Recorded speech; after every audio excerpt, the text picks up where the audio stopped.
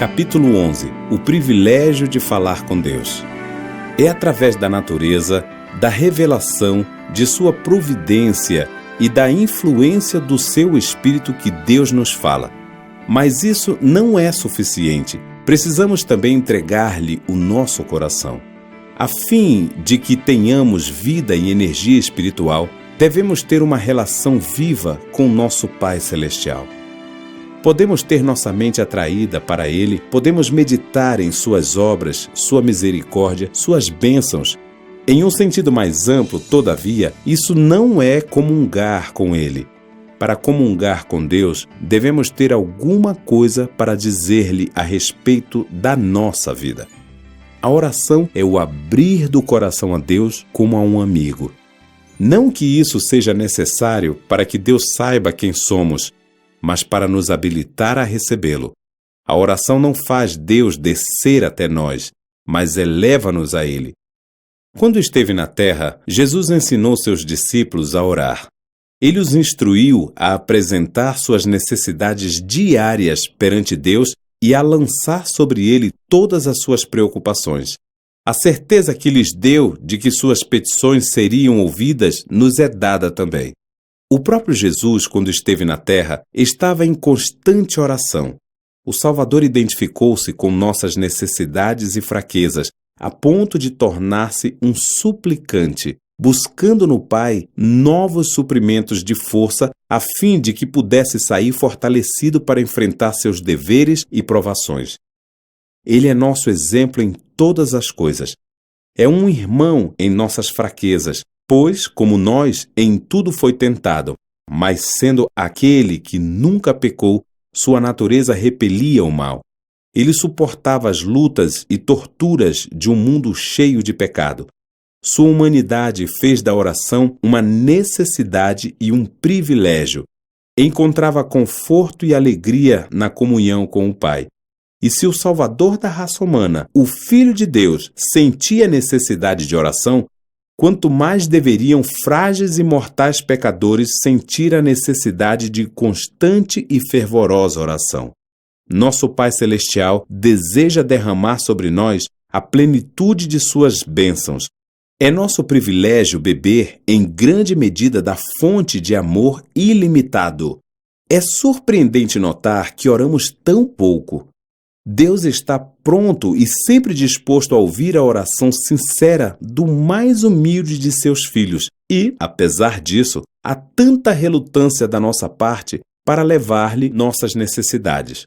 O que pensarão os anjos celestiais desses pobres homens e mulheres serem sujeitos à tentação quando o coração de Deus, infinito em amor, inclina-se para eles, pronto a dar-lhes mais do que podem pedir ou pensar, e eles oram tão pouco e têm uma fé tão pequenina?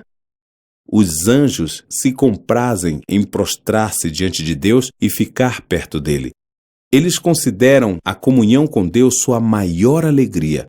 Contudo, os habitantes da terra, que tanto precisam da ajuda que somente Deus pode dar, parecem satisfeitos em andar sem a luz do seu espírito e a companhia de sua presença. As trevas do maligno envolvem os que negligenciam a oração.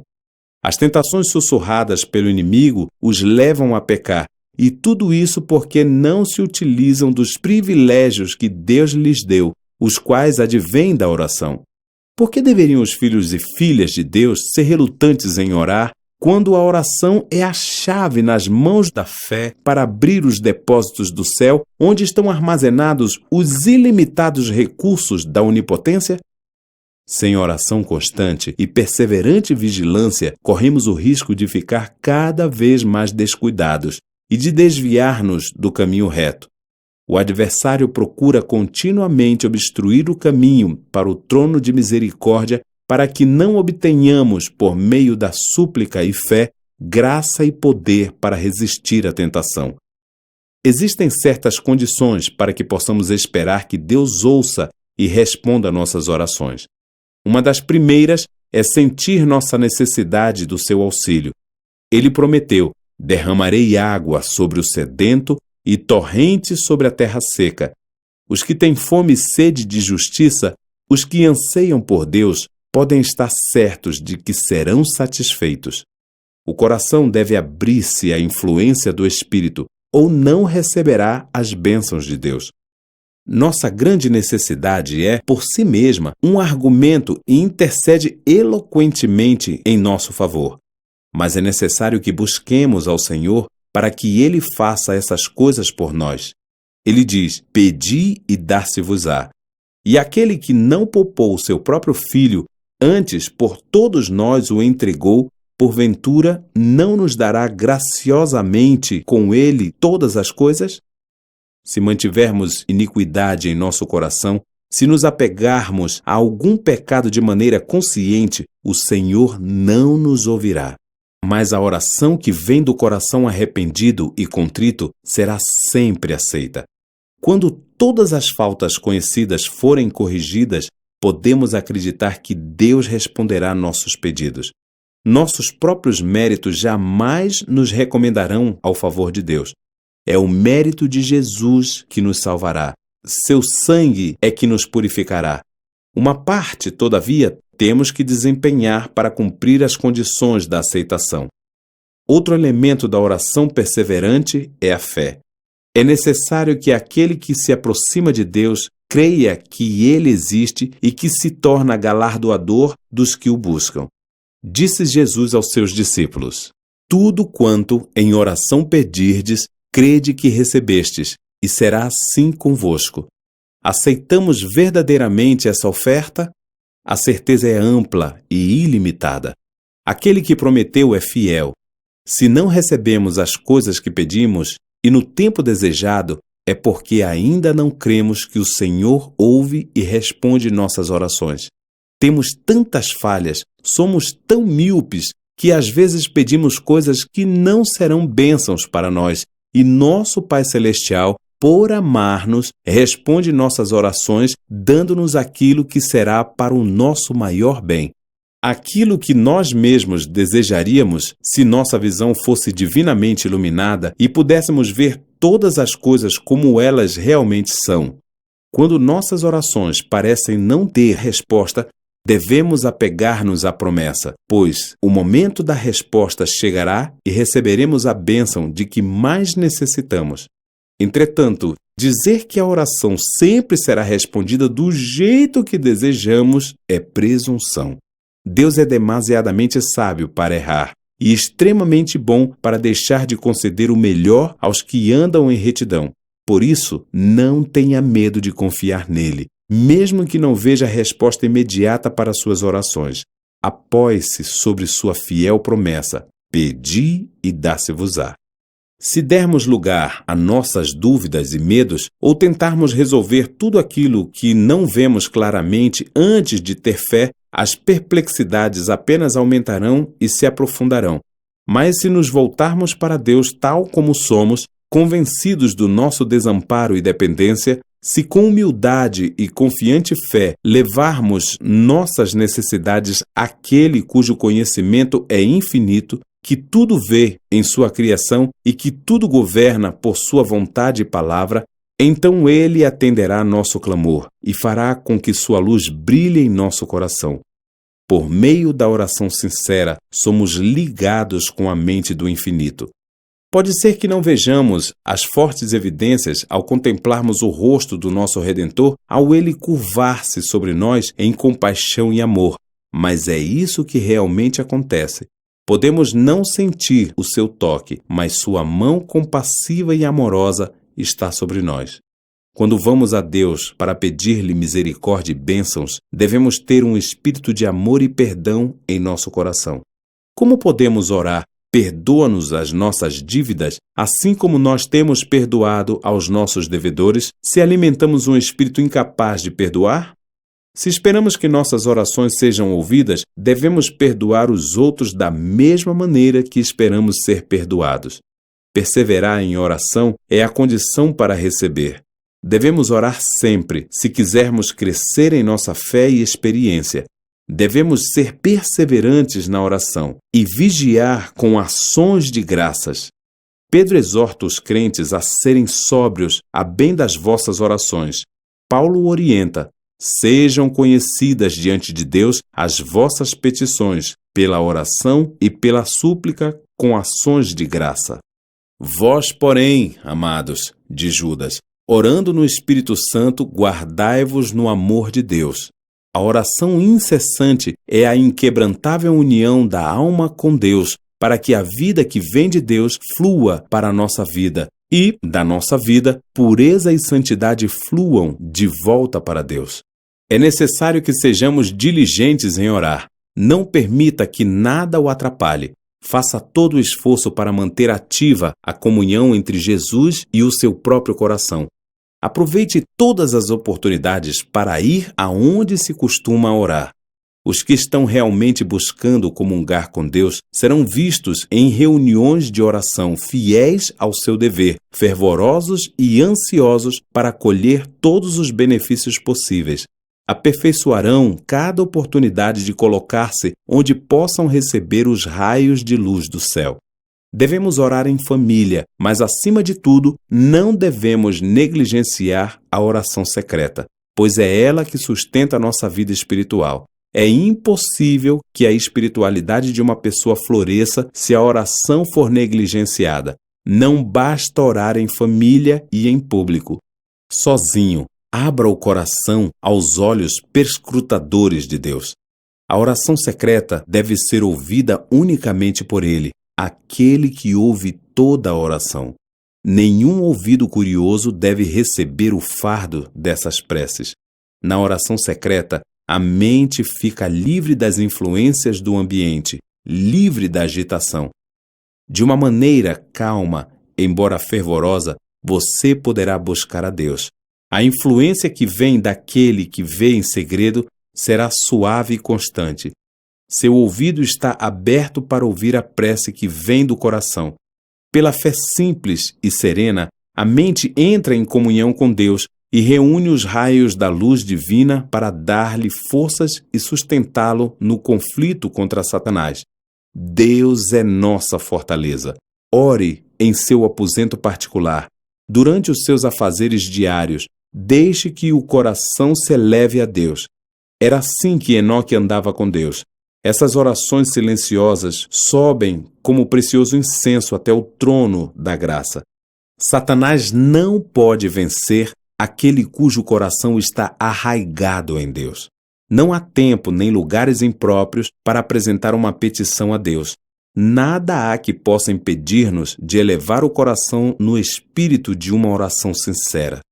Na rua, em meio à multidão, numa reunião de negócios, podemos elevar uma prece a Deus pedindo orientação divina, assim como fez Neemias ao apresentar sua solicitação perante o rei Artaxerxes. Um ambiente adequado à comunhão pode ser encontrado onde quer que estejamos. Devemos manter continuamente aberta a porta de nosso coração e pedir que Jesus venha habitá-lo como nosso hóspede celestial. Embora possa haver uma atmosfera maculada e corrupta ao nosso redor, não temos como respirar seus odores fétidos. Em vez disso, podemos viver no ar puro do céu. Poderemos fechar a porta para a imaginação impura e os pensamentos não santificados se levarmos nosso coração à presença de Deus por meio da oração sincera. Aqueles cujo coração estiver aberto para receber o apoio e a bênção de Deus andarão em uma atmosfera mais santa do que a da terra e manterão comunhão constante com o céu. Necessitamos ter uma visão mais clara de Jesus e uma compreensão mais ampla do valor das realidades eternas. A beleza da santidade deve encher o coração dos filhos de Deus. Para conseguirmos isso, devemos buscar as divinas revelações das coisas celestiais. Que o nosso coração se abra e se eleve. Que Deus possa propiciar-nos um vislumbre da atmosfera celestial. Devemos manter-nos tão perto de Deus que, em cada provação inesperada, nossos pensamentos se voltem para Ele tão naturalmente quanto a flor se volta para o sol. Leve suas necessidades, alegrias, tristezas, preocupações e temores a Deus. Você não conseguirá sobrecarregá-lo, nem deixá-lo cansado. Aquele que conta os cabelos de sua cabeça não é indiferente às necessidades de seus filhos. O Senhor é cheio de terna misericórdia e compassivo. Seu coração cheio de amor se enternece com nossas tristezas, até mesmo quando as pronunciamos. Entregue a Ele todas as coisas que perturbam sua mente. Coisa alguma é grande demais para que Ele não possa suportar, pois é Ele quem mantém os mundos e governa o universo. Nada daquilo que, de alguma forma, diz respeito à nossa paz é pequeno demais para que Ele não note. Não há um só capítulo da nossa existência que seja demasiado escuro para que Ele não possa ler, nem dificuldade alguma tão complicada que não possa resolver. Nenhuma calamidade poderá sobrevir ao mais humilde dos seus filhos, ansiedade alguma que lhe perturbe a alma, nenhuma alegria que possa ter, nenhuma oração sincera que lhe escape dos lábios sem que seja observada pelo Pai Celestial ou sem que lhe desperte imediato interesse. O Senhor sara os de coração quebrantado e lhes pensa as feridas. As relações entre Deus e cada pessoa são tão particulares e plenas que é como se não houvesse nenhuma outra por quem tivesse dado o seu Filho amado. Jesus disse: Pedireis em meu nome, e não vos digo que rogarei ao Pai por vós, porque o próprio Pai vos ama. Eu vos escolhi a vós outros, a fim de que tudo quanto pedirdes ao Pai em meu nome, Ele vô-lo conceda. Orar em nome de Jesus, todavia, é mais do que simplesmente mencionar esse nome no começo e no fim da oração. É orar segundo a mente e o Espírito de Jesus, crendo em suas promessas, confiando em sua graça e fazendo suas obras. Deus não espera que nos tornemos eremitas ou monges e que nos isolemos do mundo a fim de tornar-nos interessados em atos de adoração. Nossa vida deve ser igual à de Cristo, nos dividindo entre o monte da oração e o contato com as multidões. Aquele que nada faz além de orar, em breve abandonará essa prática. Suas orações acabarão se tornando uma formalidade rotineira. Quando as pessoas se afastam da vida em sociedade e ficam distantes da esfera do dever cristão, deixando de levar sua cruz, quando deixam de trabalhar de maneira dedicada pelo Mestre, aquele que por elas se entregou, acabam perdendo o objetivo essencial da oração e o estímulo à devoção. Suas orações se tornam pessoais e egoístas. Não conseguem orar em favor das necessidades dos outros nem pelo estabelecimento do reino de Cristo. Sofremos uma perda quando negligenciamos o privilégio de reunir-nos para fortalecer e animar uns aos outros no serviço de Deus. As verdades da sua palavra perdem o atrativo e a importância para a nossa mente. Nosso coração deixa de ser iluminado e comovido por sua influência santificadora e nossa espiritualidade declina. Perdemos muito em nossas relações como cristãos por falta de simpatia uns pelos outros. Aquele que se fecha em si mesmo não está preenchendo a posição designada por Deus. O cultivo adequado dos elementos sociais de nossa natureza desenvolve a simpatia de uns em relação aos outros e é uma maneira de nos fazer crescer e fortalecer-nos para o serviço de Deus. Se os cristãos estivessem unidos e falassem uns com os outros sobre o amor de Deus e as preciosas verdades da redenção, seu coração seria renovado e ajudariam uns aos outros. Devemos aprender diariamente de nosso Pai Celestial e dele sempre obter uma nova experiência de sua graça. Só então desejaremos falar de seu amor. Ao assim fazermos, nosso próprio coração ficará confortado e animado. Se pensarmos e falarmos mais de Jesus e menos do próprio eu, teremos muito mais de sua presença conosco. Se pensássemos em Deus tantas vezes quantas percebemos as evidências de seu cuidado por nós, o teríamos sempre em nossos pensamentos e nos deleitaríamos em falar dele e em louvá-lo. Falamos de coisas materiais porque nisso temos interesse. Falamos de nossos amigos, pois os amamos. Com eles partilhamos nossas alegrias e tristezas. Temos, no entanto, razões muito maiores para amar mais a Deus do que aos nossos amigos terrestres. Deveria ser a coisa mais natural do mundo fazer dele o primeiro em todos os nossos pensamentos, falar de sua bondade e contar aos outros do seu poder.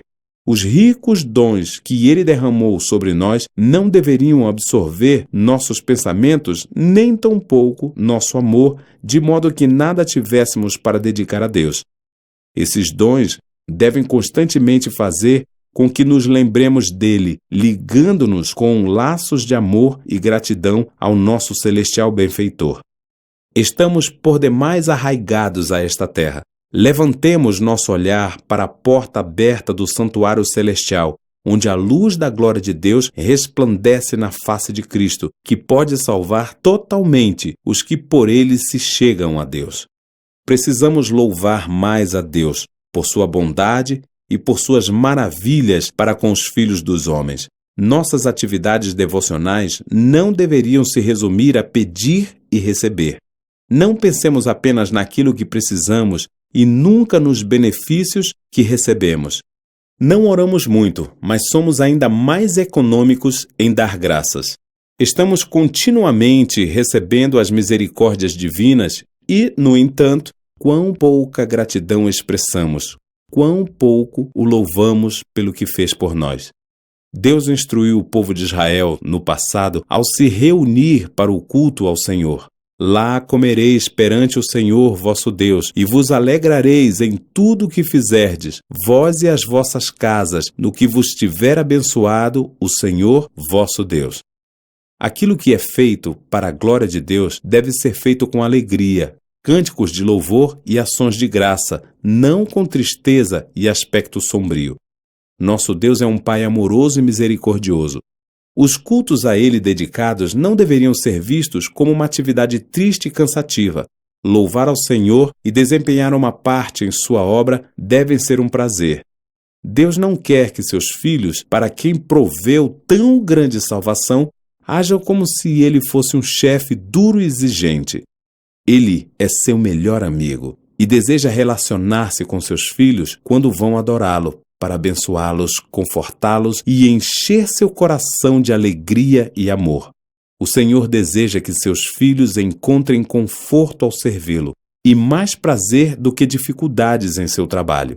Ele deseja que aqueles que o adoram levem consigo os preciosos pensamentos sobre seu cuidado e amor, para que possam estar animados em todas as ocupações da vida diária e recebam a graça necessária para lidar sincera e fielmente com todas as coisas.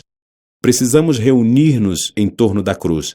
O Cristo crucificado deve ser o tema de nossas meditações, de nossas conversas e de nossas mais alegres emoções.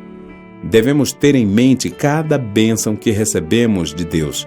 Ao percebermos seu grande amor, devemos estar dispostos a confiar tudo nas mãos que foram por nós cravadas na cruz. Nas asas do louvor, o coração pode elevar-se para mais perto do céu. Deus é adorado com cânticos e música nas cortes celestiais. Ao expressarmos nossa gratidão, estamos nos aproximando do culto das hostes celestiais. O que me oferece sacrifício de ações de graças, esse me glorificará. Cheguemos, pois, com reverente alegria perante nosso Criador e com ações de graça e som de música.